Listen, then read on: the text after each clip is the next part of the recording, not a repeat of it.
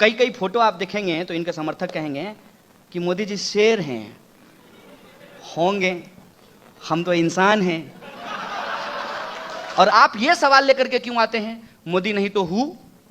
मोदी नहीं तो हु ये कहां से आ गया? तो हम लोग नेहरू जी के बाद ही पूछते, नेहरू नहीं तो हु। इंदिरा जी के बाद पूछते, इंदिरा नहीं तो हु। उस वक्त तो नहीं पूछ रहे थे, हु नहीं कर रहे थे। अभी ये हु क्यों कर रहे हैं? Who is this Amit Shah? Who is this? How can he से कि वो जो है 50 साल देश में राज करेंगे? और ये राज करेंगे क्या होता है? आप अकबर के औलाद हैं कि आप राज करेंगे? देश में राजतंत्र चल रहा है। ये कॉन्फिडेंस कहां से आता है? ये ईवीएम वाला कॉन्फिडेंस तो नहीं है। मैं बार बार सोचता हूं, मैं सवाल नहीं खड़ा कर रहा हूं। मैं ये सवाल पूछना चाहता हूं कि प्रधानमंत्री मुस्कुराता हुआ चेहरा, जैसा आपको पेट्रोल पंप पर दिखता होगा, वो मुस्कुराता हुआ चेहरा आपको जियो के प्रचार में दिख जाएगा, लेकिन बीएसएनएल के प्रचार में नहीं दिखेगा। मैं यही सवाल पूछ रहा हूं कि आप किसके प्रधानमंत्री हैं? आप सरकारी प्रधानमंत्री हैं कि आपका भी निजीकरण हो गया है, आपका भी प्राइवेटाइजेशन हो गया है? यह सवाल मैं पूछ रहा हूं। संसद भवन चल रहा है हमारे टैक्स के पैसों से, जनता के टैक्स के पैसों से। सरकार वेतन लेती है हमारे टैक्स के पैसे से। प्रधानमंत्री घूमते हैं, ठीक है, जहाज अदानी का है, लेकिन प्रधानमंत्री तो देश के हैं ना, हमारे टैक्स के पैसे से।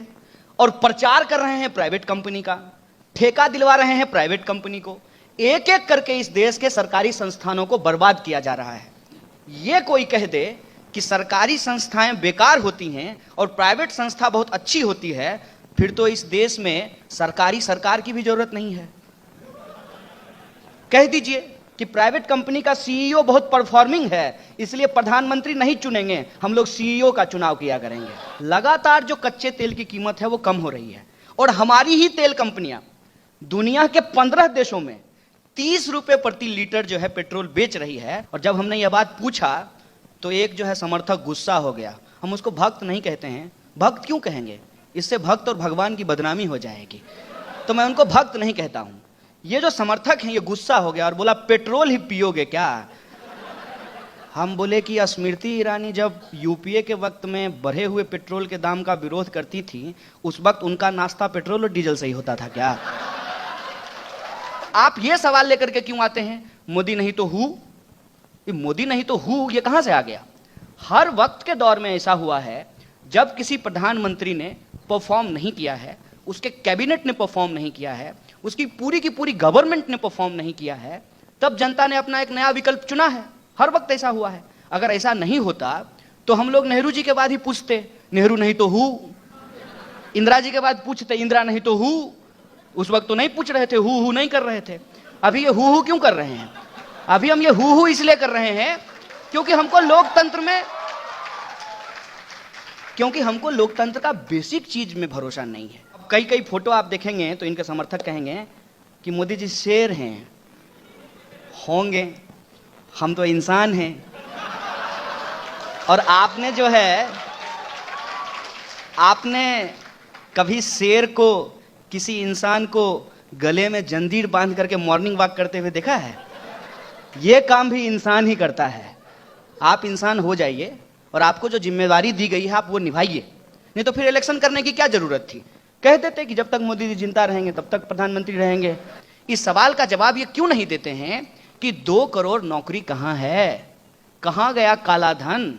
लाल किला से खड़ा होकर के झूठ बोलते हैं। इनका नाम तो Guinness book of world record में होना चाहिए।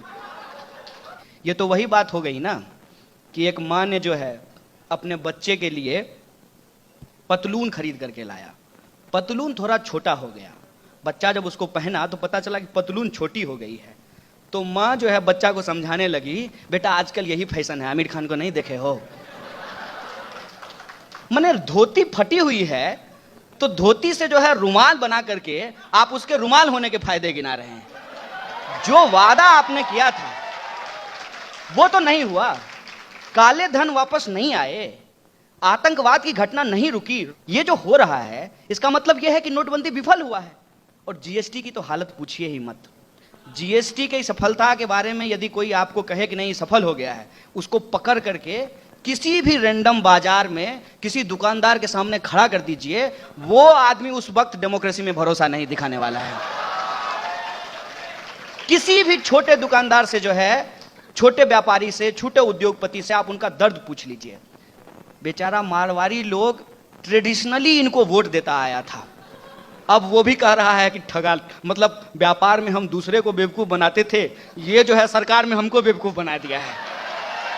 जीएसटी फूस, नोटबंदी फूस, 2 करोड़ नौकरी मिल रही है किसी को, 2 करोड़ नौकरी फूस। तो अब ये क्या कर रहे हैं, अब ये कह रहे हैं कि हम तरह तरह का योजना लागू कर रहे हैं, बता नहीं रहे हैं कि योजना क्या है, उसका डिटेल नहीं बताते हैं।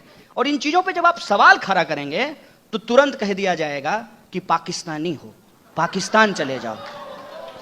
मुझे पता ही नहीं था कि हम पाकिस्तानी हैं। ये सरकार आई है तो बहुत सारे लोगों को पता चला है कि अपने ही देश में उनको पाकिस्तानी साबित किया जा रहा है। मीडिया की हालत आप देख लीजिए, जो सवाल पूछता है उसको कहता है पहले चुप हो जाओ, नहीं मानता है तो कहता है ठीक है नौकरी से बाहर जाओ, तब भी नहीं मानता है, आकाश की तरह जो है यूट्यूब चैनल बना लेता है। आएगा किसी दिन आएगा लोकतंत्र का हिसाब लेने।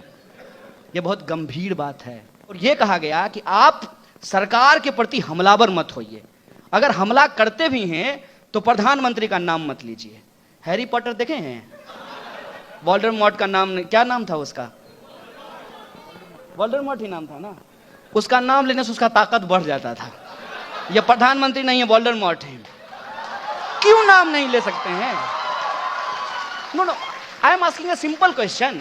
अब आप एक बात विचार करके बताइएगा कि गांधी जी के पास मोदी जी जाते हैं 2 तारीख को, अभी आएगा तो जाएंगे, माला चढ़ाने के लिए।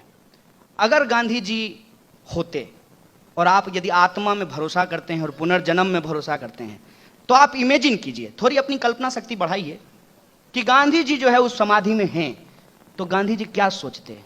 अरे मूर्ख, हम देश के लिए सूट खोल दिए और तुम जो है देश बेचने के लिए सूट पहन लिए।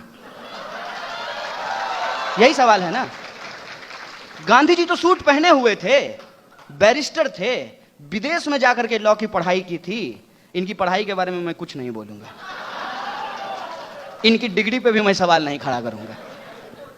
ये जो है सरकार में आकर के सूट पहन लिए, जिस तरीके से वननेस लोगों के ऊपर थोपा जा रहा है in the name of Indian culture, ये इंडियन कल्चर नहीं है, ये हमारा कल्चर कभी भी नहीं रहा है। इस देश में राम भी अलग अलग रहे हैं, तुलसी के राम, कबीर के राम, रहीम के राम, अलग अलग तरीके के राम रहे हैं। और ये जो हमारी विविधता है, इस विविधता को खत्म करके दरअसल ये राम के नाम पर नाथूराम की संस्कृति हमारे ऊपर थोपना चाहते हैं। इसीलिए मैं आप तमाम लोगों से ये अपील करने आया हूं कि मैं एक तरफा बात नहीं करूंगा, आप भी बोलिए। मैं जो कहता हूं यह जरूरी नहीं है कि आप हर बात से सहमत हो जाइए, लेकिन मैं आपको एक भरोसा दिलाना चाहता हूं कि मैं हमेशा आपके इस असहमत होने के अधिकार के साथ खड़ा रहूंगा। इन्हीं शब्दों के साथ मैं अपनी बात को खत्म करता हूं।